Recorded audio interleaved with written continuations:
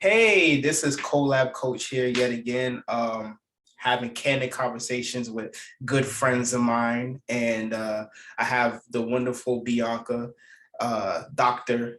Babcock to be correct. And we're going to talk about her life and expand a little bit more about marriage, being a new mother, and also being a doctor, especially during this time frame. So, Bianca, thank you again for joining me. Thank you so much for allowing me to have this conversation with you. No, thank you for inviting me. I know you could have picked someone else, but I'm doing my best to answer all the questions. Considering that carrying multiple hats, I thought just being a wife and a physician was difficult, but now carrying a third hat as a mother, adding all of that has been difficult for. So if I can give any advice to anyone that's could be in my shoes or currently in my shoes, I'll be more than happy to help. Oh, that's awesome. And thank you so much for sharing. So just to get started, I know you are a new mother. You just had a beautiful baby boy. And you just finished residency, correct? So, and you've been married for a couple of years now. So I guess out of all three, what would you say is the most difficult at this point? Being a mother. Being a mother? Being a mother. So with my husband and I, we dated for about 8 years before we got married, and he's a saint having to go through medical school with me. We ended up getting married after I graduated, and so going through residency, being a wife first wasn't as difficult because we were living together for 4 years, so we kind of knew our good things and our bad habits, our good habits. So, and going straight into marriage was not difficult, especially when you've been together for someone for so long. So I would say going into marriage wasn't that difficult for me. Starting residency was difficult because you're going from a medical student, actually doctor, making all those decisions for these patients. But at the end of the day, there's always someone higher up than you, basically off making the final decision. So that wasn't too difficult for me. And then getting pregnant during residency around the COVID, that became hard. But when I ended up having my child, it was like he was born June 1st. So COVID wasn't that bad at that time, but I was luckily I stayed on as an attending at my job, and I was able to get an extra. I think I got I went back to work at 7 weeks. Wow. So being a mom, starting off as a brand new attending, no one looking up, like telling you what to do, you're the one making decisions. Adding those two hats were very hard for me. One, because I'm working 12-hour days guaranteed, and all I want to do is spend time with my son. Want to watch him grow. You're worried about making sure that you're being a good parent, because despite him being so small, they learn so much pretty quickly. Making sure they're meeting their milestones. And a lot of moms right now, working moms, are seeing that it's really hard to get in daycare right now. Very, very hard. So I mean, I had the privilege to be able to afford a nanny, but there's thinking about all the moms who are working and that don't have that privilege. It's a difficult time right now for them as well, because if they don't work, they can't feed their kids. They have to work. Who's going to take care of their kids? So I had the privilege of being able to afford one and being very flexible. But actually getting out of my comfort zone, going to work and having someone to take care of my child was really difficult for me too. Yeah. I thought that being a mother would be a little easy, just because, I've always had that mothering bone in my body. But it does not come with a manual. I think overall being a parent does not come with a manual, and you have this like preconception, like, oh, they'll just sleep, they'll eat, you change their diaper. No, Yeah. it's more to that. More to that. And so you're tired all the time, and when they can't really express themselves, you're worrying like, did I do something wrong? Why they're not crying? Like, I've done all these things, I changed them, I fed them, so what now? So Yeah. that's doing that. It has been difficult. Yeah. It seems like it's like a lot going on in all these different aspects. As you said, thankfully you do have a wonderful husband that's been able to be a big support during this journey. But as you were saying, as the beginning, where you're talking about being a mother, the missing out. So I know you're currently working right now.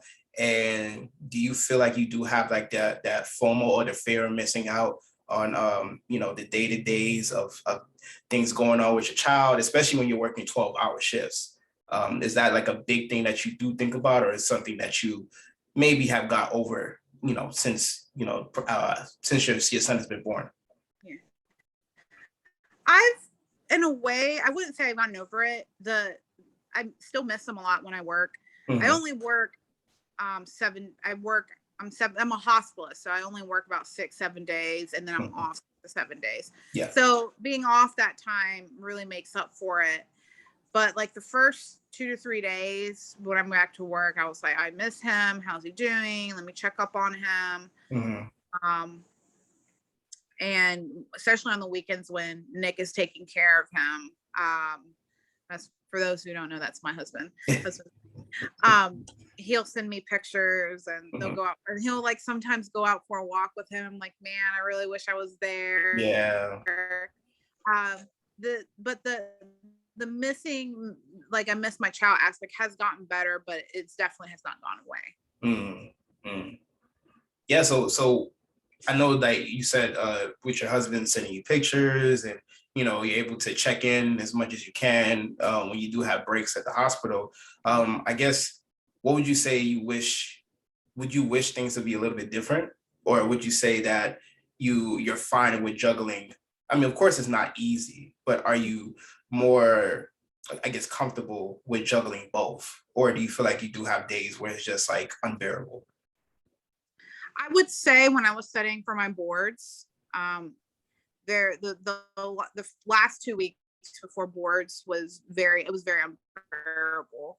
I was, especially when I lost all my notes because my computer had died. Oh no. And yeah, for those who don't know, boards are, my internal medicine boards are basically for me to say I'm a board certified internal medicine physician. Mm-hmm. Some people can practice, but without it, but it's very like frowned upon to not be board certified. Mm-hmm. So I need to pass this exam.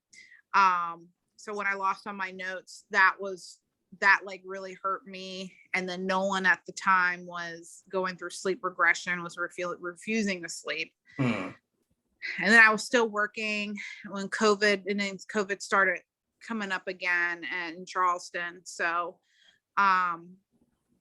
it was very unbearable. There were times I was like crying. I was like, I don't know if I'm being a good mother because I'm having to ignore my son to study because I have to pass the exam. Mm-hmm. Then he's like crying, and I can't ignore him crying, and I need to comfort him. Like, the mothering side of me, like, you need to take care of your child. You need to take care of your child. But the physician that in me that needs to pass and study was like, you need to study, you need to do these practice questions, you need to do this and this and this.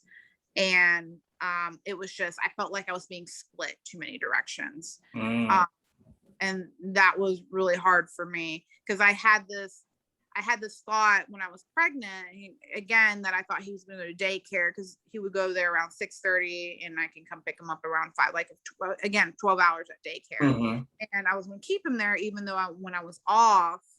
So I was like, oh, I'm going to have this time to study. I'll be by myself at home. Yeah. No, that didn't happen, obviously, because we couldn't get into daycare. So when I'm off, I'm taking care of him. And so I was unable to get as many questions that I wanted to get done and all of that. Granted, I was already studying prior to him being born. Like I started studying like December of last year. Wow. But because I knew that I wasn't going to have as much time, but the time that I had was a lot less than I thought I was going to have. So that moment was like I was just being torn between two sides of like what I needed to do. Fortunately, I completed my boards. Did I pass? I don't know. I'll find out late October. But knowing that that part of my life is over for right now, took a lot out of my shoulders. So when I'm home, I can spend time with my son. I can help develop any motor skills or any of that things that he needs, tummy time, just overall bonding with him. Yeah. And I can like turn off my pager and not have to be worried about work, which is nice. That's it's very interesting about the whole aspect of you juggling all these things. And that's even, as you said, before you had your son, and after you had your son, you had to juggle a whole bunch of stuff. And I'm pretty sure something else is going to come up that you're going to have to juggle some more. So what would you say is some advice or some things that you learned throughout, like the biggest, toughest parts, especially as you said, like studying for your boards and having a newborn and being married? What are some things that you say, would you say that is like lessons learned and things that people who are maybe not going through the similar situations as you are, but they do have children and they do have a full professional job and they are married or they are dating, how would you say is what would you say is the best things that you learned to help, not in the sense maybe not balance it out, but make life a little bit easier? I would say lesson learned, especially a lesson that I'm still learning, and still having to tell myself at a daily basis, just because of my type A personality, is just let it go. Just let it go, because you can't change anything. You can't change the past, and then the future, it'll come when it comes. I still struggle with that to day by day. But it's especially having a kid, like they're on their own schedule. You can't force them to be on your schedule. Just learn to be flexible. Don't worry about the ifs, ands, or buts. And just do the best that you can. That's basically like, take any thought that you had that things are going to go the way they're going to, and just say it's not going to happen. Because when you have the thought that this is what has to happen, you're just going to be disappointed in the end. And I still struggle with that, like, all the time. And I still have to tell myself that. But the more that I start to let go, the better. Yeah. And that's a big point as well, because it's like you're doing so much and you want everything to fall in line or everything to happen the way you think is going to happen, especially like you said, you're waking up early in the morning to go work and you're coming home to your son and to your husband and you're like, okay, I will hope everything goes the way I expect it to go. But then, curveball happens and things happen and situations happen, and you could either be upset the whole day and let it ruin your whole day, or you can try to maneuver and try to make the best of it. And I think that's very powerful, especially when you have a lot of high stressors in your life and you're trying to make the best of each day. So I know you said that you had a great support system with your husband, and especially during medical school and now with the newborn. But what would you say is some things that you learned, especially in your marriage and your relationship, that helped you along this journey? Because this could be a situation that a lot of people may be going through, that it could break their relationship because you got a lot of stuff going on and you might not have time for each other. So what are some things that you realize that you maybe have to change, or things that you are learning through this whole addition to your lives and additions into work and things of that nature? Communication is the big one. I would say the reason why I say communication, because some men, they don't like to speak how they feel. And some women are assuming that their significant others should know how they feel when they don't. Yeah. So stop assuming about each other. If you have, if you have some issues with something, like, just whether it's little or small, you might as well just, say something. Don't keep it inside. One of my colleagues the other day told me that he's like, if you don't fight with your spouse, there's something wrong with your marriage. because we had this talk. It's like, fighting is natural. You fight with your parents, you fight with your siblings. Yeah. You're gonna fight with your spouse. Yeah. It's a natural thing, but that's how you grow to like learn who each other are. Yeah. Nick and I have been, we've been together for almost 11 and a half years now. Wow. And I would say we fought, but like, I don't love him any less. Yeah. And we've learned to, grow. We've pretty much, since I was 17 when we first started dating, he was 21. We grew up. So I definitely did not have adult mind when I was 17. Yeah. And definitely 4 years. He was definitely 4 years older than me. He was a little bit more mentally developed, but he was able to deal with my craziness. And you probably know how crazy I was in college, David. But I feel like when you fight, you grow. And even to this day, like when Nolan was born, this first 2 weeks of newborn life is no sleep, absolutely. Oh boy. Whatsoever. No sleep. You're both like sleep deprived, baby's yelling in your ear because that's all I do. And we fought. I was thankful for having my mother there to, help guide us. Yeah.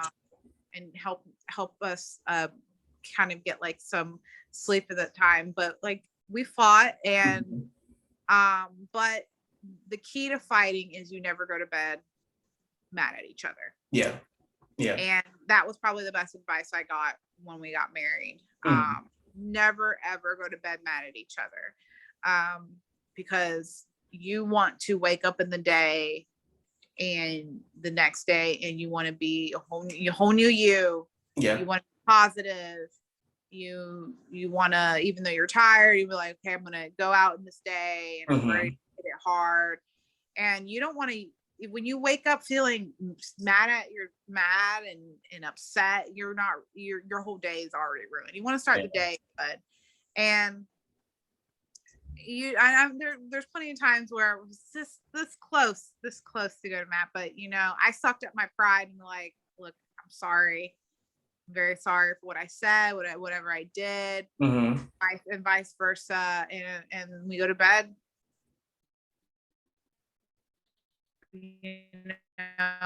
Love, like, we love each other, and we're family. We're now family of 4 because I'm going to count my dog. But as a family, you're going to go through some things together, and so you need each other. So I would say fighting, don't be afraid to fight, but just know that you should take those fighting moments to learn who each other are, and don't use it against each other. If you say something that you don't mean to say, apologize. Like, don't just ignore it. Like, just go out and say, I'm sorry. This is how I feel. Yeah. I'm sorry I said these things to you, but I also want you to understand this is how I feel about the situation. Like, things like that. So, because it will make how you communicate with each other better. That's very powerful. Very, very powerful.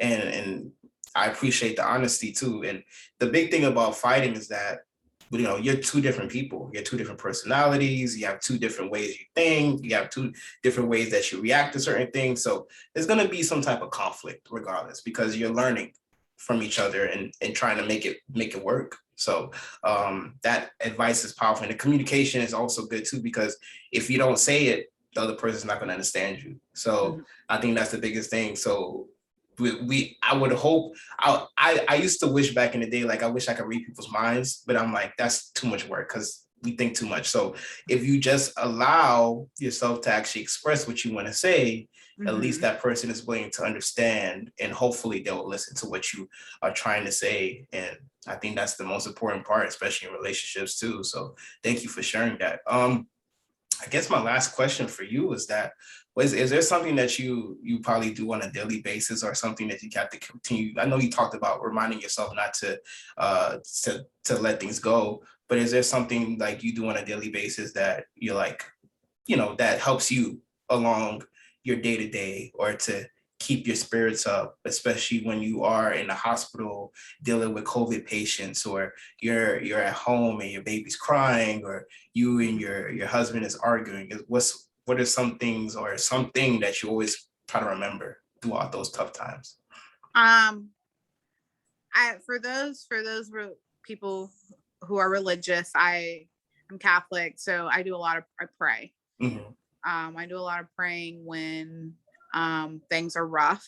Having to remind myself that God does not give me more than I can handle, even though it feels like a lot. I I have to remind myself that, and that there's a reason why I'm here to do the things that I have to do. Mm-hmm. I would particularly relate COVID, when you're watching these people get sick and having to send them to the ICU. The ICU is full, so you're doing their best to basically keep them alive. Yeah. And then having to watch them eventually get better, when you're the ones taking care of them, they're finally getting better. And I have plenty of patients that told me, like, thank you so much. I didn't take by the way, I didn't take my husband's, legally, I did not take his last name. So I still go by Dr. Farley. Mm-hmm. Dr. Farley, we really appreciate you. Thank you so much for taking care of me.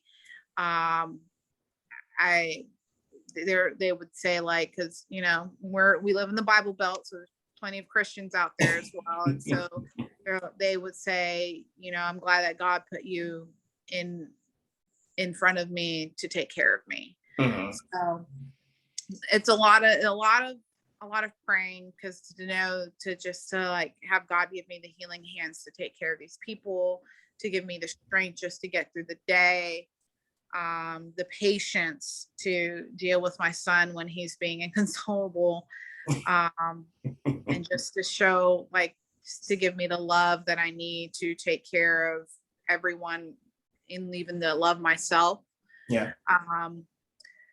For those who are not religious, I call my parents every day. I talk to them, and like my dad said, no matter how old your children are, you are going to still be a parent. He's like, I could be 100 years old, but I'm going to still be your dad. Mm-hmm. So they still give the best advice. I talk to my friends, just having someone to like listen to you. They don't even have to like respond. If you need to rant, just rant. Find someone that's listening and listen to you, just rant, so you can just get it out of your chest. If you keep it in, it's just going to grow and grow and grow, and then eventually it's going to break, and it's just going to be too much for you. Yeah. So just find that one safety person for yourself, where you can talk to them about anything, about how you're feeling, whatever dark thoughts you have, like anything to help you just get through the moment that's being too difficult for you to handle. Mm-hmm.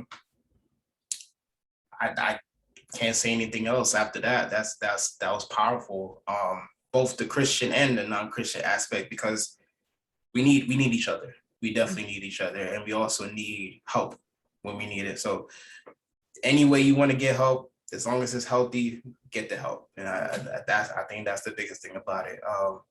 Bianca, thank you so much for spending time with me and recording this video. I've known you for a number of years, and I don't, if I haven't said it, I'll say it right now while we're recording, that, I'm very proud of the person you've become, the mother you've become, the doctor you've become, the wife you've become, and the person you've become, because I've seen it from college days to now, and you've grown so much, and I'm so happy that we're able to stay connected, and for you to even take the time out of your busy schedule to talk to me for 10 to 15 minutes or so. So I do appreciate it, and I don't take it for granted.